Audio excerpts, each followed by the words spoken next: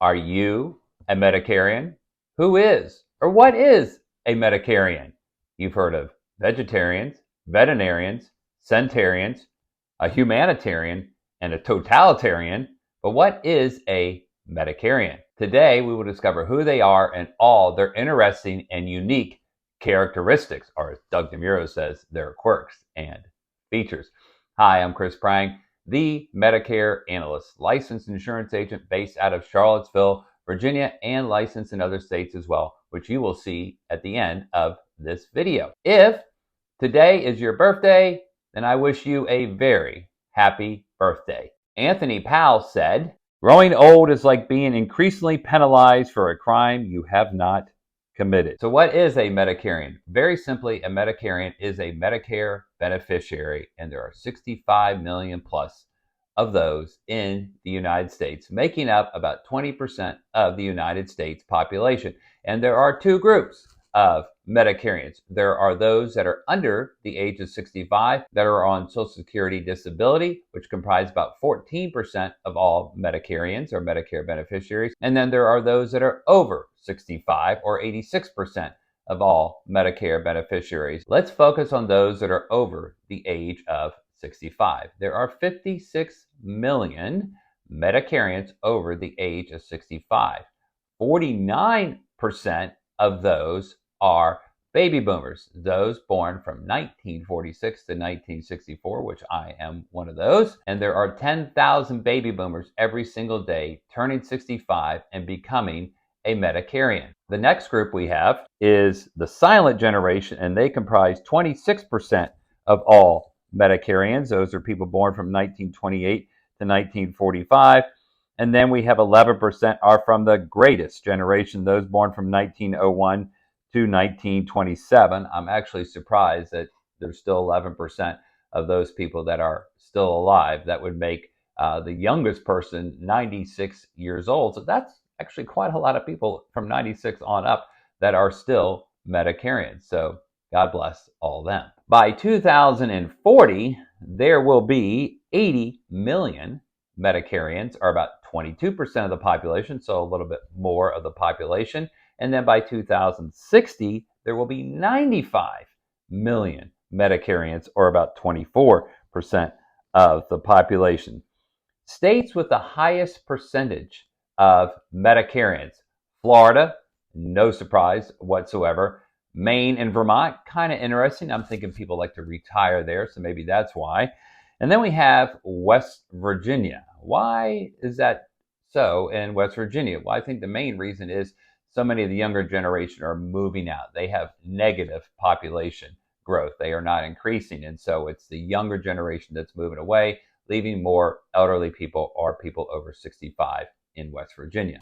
51% of all Medicarians live in one of 9 states, those being California, Florida, Texas, New York, Pennsylvania, Ohio, Illinois, Michigan, and North Carolina. What about life expectancy for a Medicarian? Well, a 65-year-old female can expect to live another 21 years, or to the age of 86, and a 65-year-old male can expect to live another 18 years, or to the age of 83, and we would expect that number to continue to rise. How about health and fitness? Very important for everybody, but especially for those that are considered Medicarians. Let's look at some of the ailments that Medicarians have. 10% have COPD. I'm surprised that's not higher from all the people that I meet. A lot of people have COPD. Of course, most of that probably comes from smoking. Then 14% have coronary heart disease. 25% develop cancer. That's for people 65 and over. If we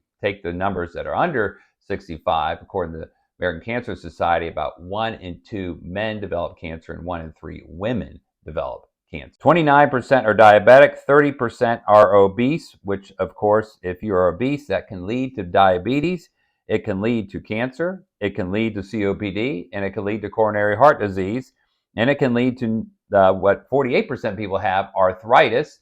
And then 70% of the people have hypertension over the age of 65. That's very high. 70% of Medicarians have high blood pressure. Healthcare.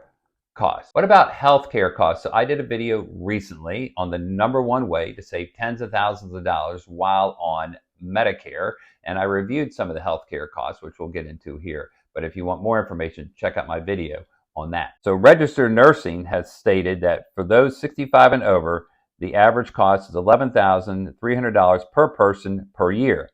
Health View Services states that a 65-year-old couple will spend $387,644 in today's dollars or $572,960 in future dollars for their health care coverage. RBC Wealth Management says a healthy 65-year-old will have a lifetime cost of $404,253 when it comes to their health care costs. This does not include long-term care costs. Long-term care costs, of course, would include in-home care, assisted living, and nursing home care. 70% of people 65 plus develop severe long-term care services and support needs before they die, and 48% receive some paid care over their lifetime. That's why you should have a plan, and that is why you should consider long-term care insurance. Healthcare costs continued. So how can you lower or eliminate some of these costs? Well, again, watch my video on the #1 way that you can save tens of thousands of dollars on your healthcare costs while you are on Medicare. So what about Medicarians relying on adult children? Well, 17% get care at some point, 6% are currently receiving care, and 22% of those 65 and over care for their adult parent. So here you are, you're going into retirement, you're over 65, you're now a Medicarian, but you have a older parent who is also a Medicarian, and now you end up having to take care of them. And that could be a very good thing. In a lot of ways it is. I do believe the younger generation should take care of the older generation. That is what has literally happened for hundreds and thousands of years, but that has changed more so in the 20th and 21st centuries. Family caregivers provide more nationwide long-term care than Medicaid. The New York Times has reported in its most recent survey of unpaid caregivers published in 2020, AARP found that there were nearly 42 million people caring for an aging friend or family member, more than tenfold the number in 1989. They go on to say the fastest growth is happening among younger generations. The share of caregivers who are under 45 quintupled, that's 5 times over the past 2 decades, to nearly 66% from 16%, as their parents, many of the 72 million baby boomers, are living longer, but doing so with more chronic diseases and disability and less means than the generation before them. Speaking of means, let's look at income for a Medicarian. The median income for a Medicarian, those over 65, is $52,575. And some of you are probably saying, wow, that's a lot. I don't make that much money, but this is the median. So 50% of the people make more, 50% of the people make less. If we took an average, it would actually be higher. So this is the median. The average household over 65, if you were from 65 to 74, the average household income is $59,872, and if you are 75 and over, it is $43,217. What about income distribution? 46% make less than $25,000 per year. 27% make between $25,000 and $50,000 per year, and 28% make over $50,000 per year. In addition, of all the Medicarians out there, 17% are also on Medicaid. That's a pretty high number. That's almost 1 in 5. And 22% of Medicarians are on what is called Social Security Extra Help, or LIS, low income subsidy. To qualify for that, your income has to be less than 135% of the federal poverty level.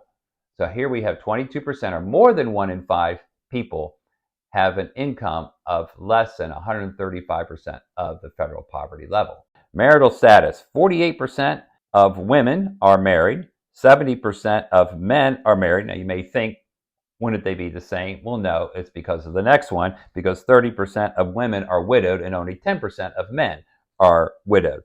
17% of women are divorced or separated, and 14% of men are divorced or separated, and 6% of Medicarians are single. Education, kind of interesting. 33% of Medicarians have a bachelor's degree or higher. So 1 in 3. Thought it might be a little bit higher, but that's pretty good. 1 in 3 have a bachelor's degree or higher. 18% of Medicarians are actually still in the labor force or looking to be in the labor force. They're still out there working and hustling whether they want to or whether they don't want to. 18%, so almost 1 in 5. And that has steadily increased since 1985. And it's probably gone up because it takes more to live off of than it did in 1985. It's harder to make ends meet, so to speak. Veterans. This should be not too much of a surprise. Those are Medicarians that are age 65 to 74. 25% of those are veterans of the U.S. military, and those that are 75 and over, 43%, almost half of those 75 and over are veterans of the U.S. military. What about fun and hobbies? Gardening, 35% of Medicarians do gardening. 38% still like to read. 50% have pets. I thought that this would be higher. And if you don't have a pet, maybe you should consider getting a pet. Travel. Now remember, 17% of the population is a Medicarian, those that are 65 and over, but yet they make up almost half of all travelers in the United States. Plus, they do field trips and other excursions. They may be parts of groups. They take a day trip, maybe an overnight trip or something like that. When it comes to golf, 5.3 million Medicarians like to golf. They also like to do art and or art classes. They still like to learn. They attend lectures, classes, and many Medicarians teach classes themselves on different things. So, maybe you've retired, but you have a certain hobby that you like or an expertise in something. Well, you could teach a class about that to either other Medicarians or to younger people that could learn something from you. 19% have taken an academic course within the last 6 months. That's surprising. Almost 1 in 5 Medicarians have taken some academic course in the last 6 months. And 31% plan on enrolling in academic classes in the future. Now we come to fitness. Obviously very, very important. And that's what my one video is about, on how to save tens of thousands of dollars on your Medicare. So when it comes to aerobic fitness, the CDC has reported that 42.5% of people age 65 to 74 do some form of aerobic exercise. This could be walking, this could be running, this could be biking, this could be swimming, this could be potentially doing martial arts, anything that's aerobic. Obviously, an aerobics class would count. 30.9% age 75 to 84 do aerobic exercises, and then 19.4% of those 85 and plus. And then we have strength training. Now, this is really important. You will see here about half the people do strength training compared to aerobic exercise.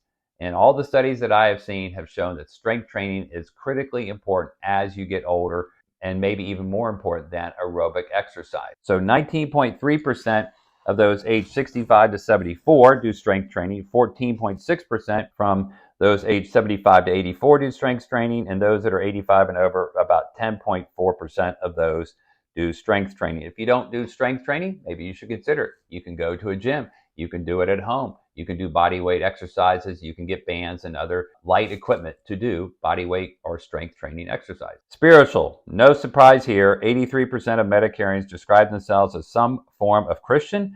5% are of non-Christian faiths, Jewish, Muslim, Buddhist, Hindu, etc. 12% are non-religious, but of all those that are spiritual, what the studies have shown is that their faith is waning. Less and less people are spiritual as they get older. And now let's look at Medicare insurance, what every Medicarian should be on.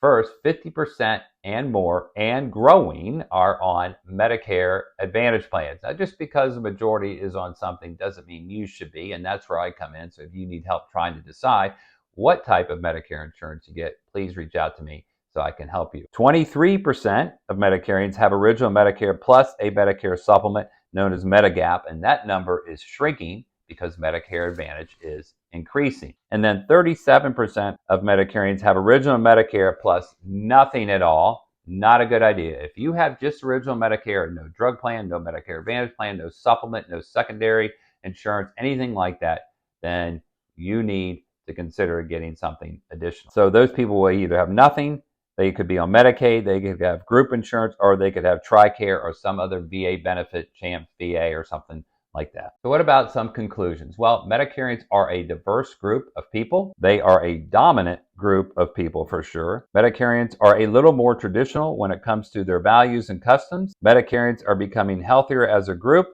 but Medicarians are taken advantage of with misleading ads and scams. No doubt you've seen the ads on TV, and you can watch my video about warning, don't call the 800 numbers if you want to learn more about how not to be scammed from the TV ads and misleading Medicare ads. So I hope that was helpful. I hope that you found that interesting. I'm curious if you could put in the comment what maybe you learned, what you found interesting, what other feature you may think that Medicarians have. I'd love to hear from you. So please put that in the comment below.